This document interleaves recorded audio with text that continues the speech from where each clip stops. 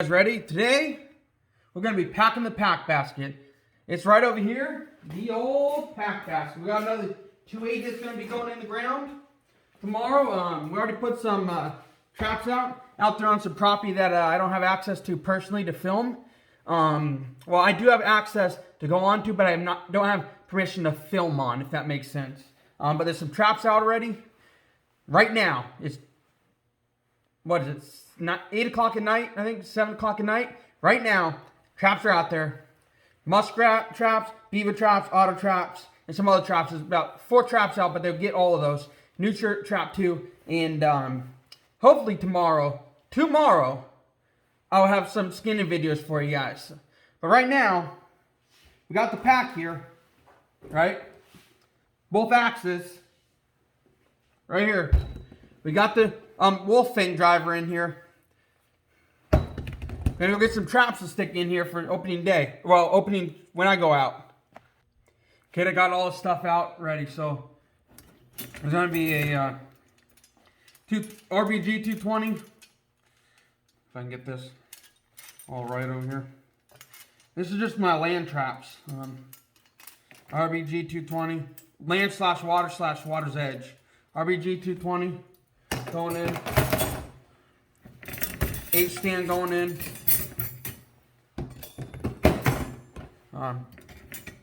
Little 120 going in.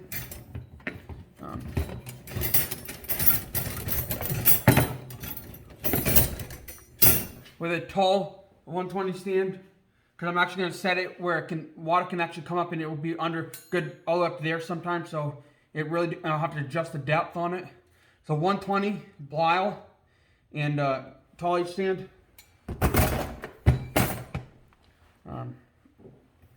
Blyle 120.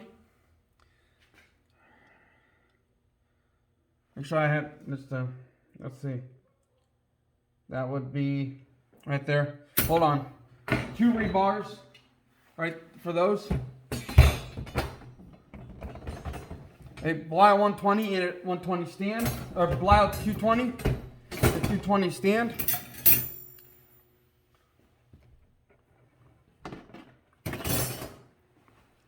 Make sure it's all organized in here, semi-neatly.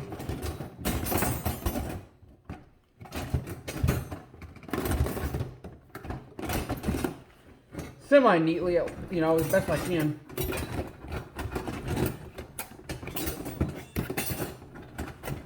Come on, get untangled.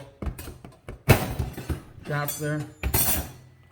Another 120 Blyle with 30 inches 1/8 inch cable for the and a super stake for in the swamp. That's why I have 30 inches to go through the swampy marsh into the solid ground underneath.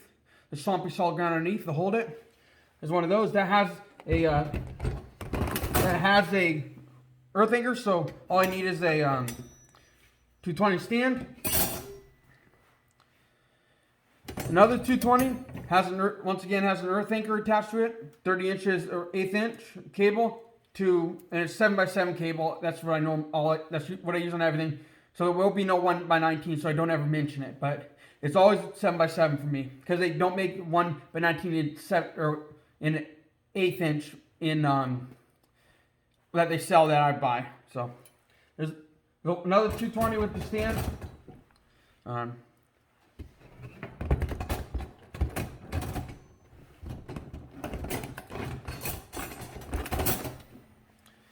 Another 220 right here, right? A Blyle 220 with the stand.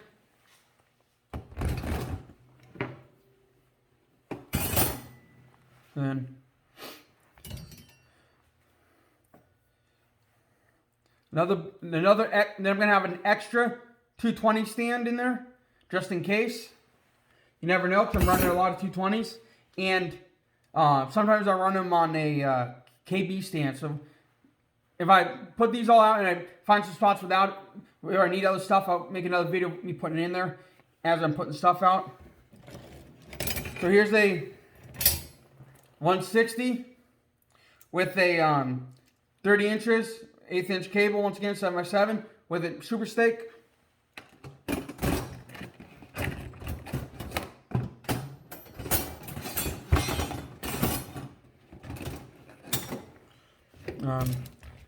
2 more 160 stands right here. And then another 160 here. This one has no earth anchor, so that's gonna go in there with the stand here. Then more 220 stands. Oh, it's heavy, but not too heavy. Of course, I got my 2.5 pound axe on one side and my hatchet on the other. 30 inches, another I think it's a 160 Belial with super stake on the end with 30 inches of 1/8 inch cable going in.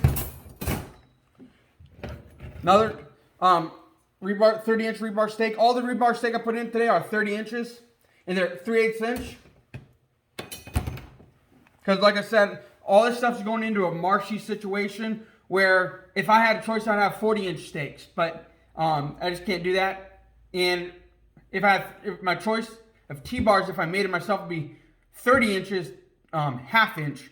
Half inch gives you more grip in the ground than 3/8, but that's all I can buy right now is 3/8. So another 160 stand. Hold on, I'm gonna go get some more stuff. I'll be honest, I think that's all for that specific spot, 5 minutes away. I think I put a total of 12, 13 traps out there. Didn't count how many I have in here, but if I don't have enough, I'll get some more. It's only 5 minutes away. Then the Connie Tongs by Coon Creek Trappers, not Coon Creek Outdoors, you know, not the YouTuber, actually a company called Coon Creek Trappers. Best conibear setters out there right here. Going in. And that should be all for that spot. We'll see how heavy this is. And honestly, it's not undoable. I could put a lot more in there. And thankfully, normally with all this stuff, I'd be like, there's no way in hell I'm doing this. Pardon the French. Normally with the, the other, I thought with the axes was going to be too heavy, but the other stand up there that my brother uses, well, until Christmas comes, and my dad uses until Christmas comes, I'm getting one of these. They're actually already upstairs, hidden. Those stands have so much weight because of tough fiberglass. They have so much weight that it's not comfortable. This one is like carbonate type poly material. It's synthetic stuff. Very strong pack basket, very comfortable. I don't think I'm gonna have a problem at all packing this around. It's gonna be a lot more comfortable than packing that thing around. When I packed that thing around over there, the old one, it started hurting my shoulders. I don't think I'm gonna have a problem with this. If I do, this company called Loring Pack Baskets actually makes a padding system for this that Bushcraft or Mountain Bushcraft Alliance or Bushcraft Mountain Alliance, Roland over there, I forget what it is, but I think it's Mountain Bushcraft Alliance, something like that. Roland, he's a subscriber.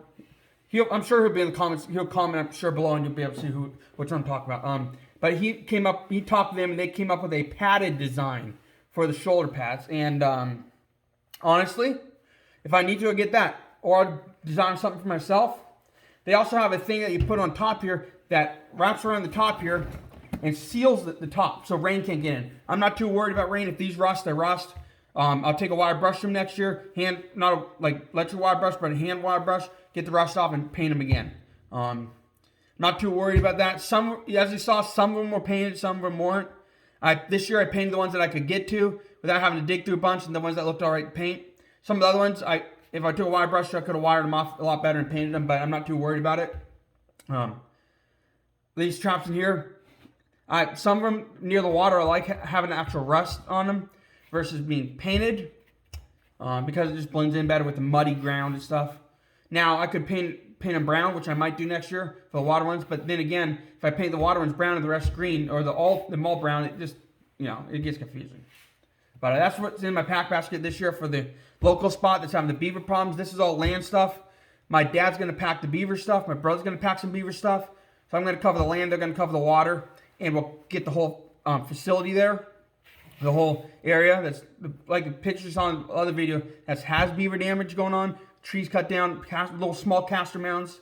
It's a small swampy creek. There's not a lot of mud, so the castor mounds are literally about that thick and about that wide. It's not honking because it's not a muddy creek. It's just pretty bare. It's pretty dug out. There's not a lot of mud in there, so they don't have a lot of stuff to throw up. So they throw up what they can. It's usually about that thick, about that wide, and the cast mound looks like an embarrassment to all cast mounds you find on rivers. It's like laughable. Like you'd walk past the thing, and, like there's just someone wiped their feet and got mud off the heel of their boot, and it's sitting there. That's what it looks like. It's very different than a lot of other places. Now I go up the creek up here. You got full cast mounds about that big and about that high. It's because the makeup of the ground in the bottom there, it's all mud and silt. They throw it up there. When you don't have mud and silt, they throw up from under the bank and they can throw up all they got, and they don't have a lot of stuff. My brother put a cast mound out last year, and he says, "Oh, well, down the swamp they would make little ones." And I told him that's because it's the swamp. There's not a lot of mud. He didn't understand. So after we set him, I ended up making the cast mound like that big and real tall. Sorry, I had to sneeze. And then make them a lot bigger, a lot more visual attractant. Because I know from personal experience, on other sections of the river, they're a lot bigger because, like I said, it's not a swamp where there's no mud to throw up there. There's a lot of mud and silt they can throw up there. They can make a huge pile over there. So all they have is stuff to throw up there. Whereas in the swamp, they don't. My brother doesn't understand that the cast mounds in the swamp are going to be small. The cast mounds in the rivers are going to be big. And then years ago, when I was first learning the trap, the guy I went with on the creek locally here, about same creek that these animals feed out of that we're going to trap. But same creek that feeds into the little swamp area that's about 1,000 yards long at most. 1,000 yards by 150 yards, and the creek's 10 feet wide at most, 6 feet wide, and 4 feet deep. It's not that deep. It's small. It's a channel pretty much. The cast mounds up here when we were learning were big because it was a different type of area. My brother doesn't understand that they're different, and I remember from there they were real big, and we caught them in like crazy there. Real big cast mounds, real pronounced, and we caught a lot of them in leg holds there. This area where we're trapped, we're not going to do a lot of leg holds in this local spot. Now, when we go up in the forest on the big river, we'll be doing leg holds in conibears and all that stuff. That's where we ended up catching the otter last year, was up in the big river, about 2 hours away. Well, hour there, hour back, and that does not include setting and all that stuff. So it's about hour and a half of setting. So, and at that spot, we are 100% fighting the dark because we get out there after work. We go out there after work. It's about an hour there. By that time, it's 3, and then we're setting for an hour. It's 4 o'clock, and 4:30 is pitch black. So by the time we're going back, it's dark. Sometimes it takes longer than that. Sometimes on the way back, like later in the year when it gets brighter, we'll be heading back at 7 o'clock. So it becomes dark quick there, and we're up there. We're fighting time, so we don't put a lot of crap out. We just put it in and go. It's no BS, no nothing. I don't know how much I'm going to film up there because it's just going to be go, go, go, go. We're against the time, we're against the grain because it's after work. We can't go up there necessarily during the day because I'm working, my brother's working, my dad's working, and we just go. And it's pound them. I don't know what to say. I was going to say something else, but just go, go, go, go, go, go, go. And absolutely no BS, no nothing. You go. You put them in, you set them, and that's it. We don't pre-stake in Oregon.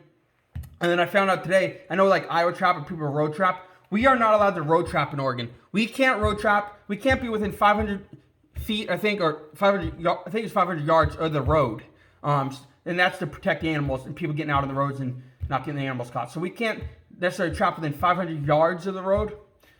So we have to be way out of the way. We can't road trap here. I just learned that today. But if I was gonna catch a ton of raccoons like Iowa does, no, not a ton, because I don't. If I'm gonna ton for me is like 30 raccoons, is like unbelievable. But if I was gonna actually try to target 30 raccoons and actually have a possibility of it, I'd have to road trap. But I can't road trap. Not happening. Can't do it. Along the highways here, I see all kinds of trails. I always thought, it would be great to go kill a bunch, but I can't set them apparently. So, yeah. So we can't road trap in Oregon. Kind of a bummer. But you guys saw what's in here. A bunch of 220s, a single 120, a bunch of 160s, all double spring conibears, a bunch of short stands, one tall 120 stand, bunch of different staking situations. My those stands back there, the buckets are going to be wolf fangs going in. I'm switching over to wolf fangs. These super stakes are nice, but there's too much. When I first saw the wolf fangs before I switched over, I wasn't sure if the quality was right. When I looked at them, the super stakes were real big on the image that they put in the magazines, and then wolf fangs are small. I was like, these wolf fangs are going to be junk. They're going to be too small. They're not going to hold anything. Bought a bunch, just said, no, I'm just going to buy it. All these people that are using it can't be wrong, so I bought it, and they were big, and I liked them. Sometimes with stuff, you just got to wing it and order it, and if you don't like it, worst case scenario, you got to send it back or you just sell it. Winged it, liked it, and that's about that. Same with the pack basket. I didn't really wing it. I did my research, but the only research I could find was on their Facebook, on Loring Pack's Facebook page, Loring Outdoors Facebook page, and Loring Pack Basket's Facebook page, and then Bushcraft or Mountain Bushcraft Alliance. I think I'm saying that right. Roland's channel. He'll probably be in the comments, like I said. He'll probably be down there. If I'm gonna title something like packing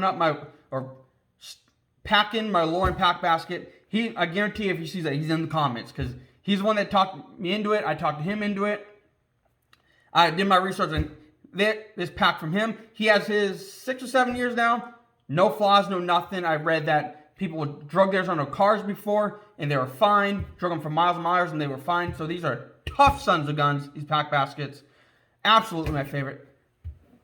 I think my parents are going to love, or my brother and dad's going to love their gift. It might be a fact they'll be like, well, why'd you get us this? We don't need these. And in my mind, I'm like, you do. I bought mine, and they're like, wait, now you can help carry stuff. And I'm thinking, only person carrying stuff last year besides in our hands was my brother. So this year, my dad, myself, and my brother all going to be carrying stuff. At least carrying stuff out. Now, when we set them, right, they're not going to have the gifts yet. So I'm going to have to carry, my brother's going to have to carry it. But now carrying animals out, we can take turns carrying stuff out. So that's what's going to happen. Then pulling them out, it's going to be a team effort. And I'm rambling on. 16 minutes and 54 seconds in, 55 seconds, 56 seconds in. Yeah, so hopefully, like I said in the beginning, hopefully tomorrow at least we'll have a muskrat for me. I'll show you a muskrat skin. And maybe nutria. It depends what goes through. Tonight's the first night those traps are in. Water level looks good, especially in the lakes. There's a lot of muskrat crap. And the reason like a lot of people say, you got muskrat crap, put in muskrat, or 1.5 there. Well, we aren't going to do that because it is a golf course. And we want to kill the muskrat and come in 5 and more, 6 and more before crew gets there and pull it real quick. We don't have to deal with a lot of stuff. We don't want to have someone seeing the stake there or rod there, the animal sitting there and all that stuff. We want to see him dead. And usually when these fire, the way the animal is, he's underwater a little bit so they don't see him. With the leg holds, they sometimes float a little bit, and that can be a problem. So we don't want to do the leg holds on the muskrat. Although it would be a perfect place, we just aren't doing it. Yeah, so that's what's going on. Like I said, hopefully tomorrow I have something to practice on the skin and show you guys. It's going to be just kind of learning, touching up my skills from last year. But have a good one. Like, comment, subscribe. Let me know what you thought. I've been trying to go to as many channels as I can. I've been trying to go to as many lives as I can. Trying to support all you guys. I know when some of you are uploading a little bit here and there, some of you are uploading more than others, so I'm trying to keep track of everybody. Sometimes the people that upload once in a while get caught up in the people that upload all the time, so they kind of fall behind. But I try to look back every time I try to look back 24 hours, who uploaded and seeing who uploaded so I can go there. I try to pay attention to that. I try to get to every channel if I can. Lately, I've been pretty bad at it. I've had a lot of stuff going on. But try to get to your channels. Have a good one. Go catch some animals. Opening days today. I'm so excited. Stuff's already out. Have a good one. Subscribe, comment. Let me know what you thought. Yeah, I'm just excited to bring you some skinning videos. Have a good one.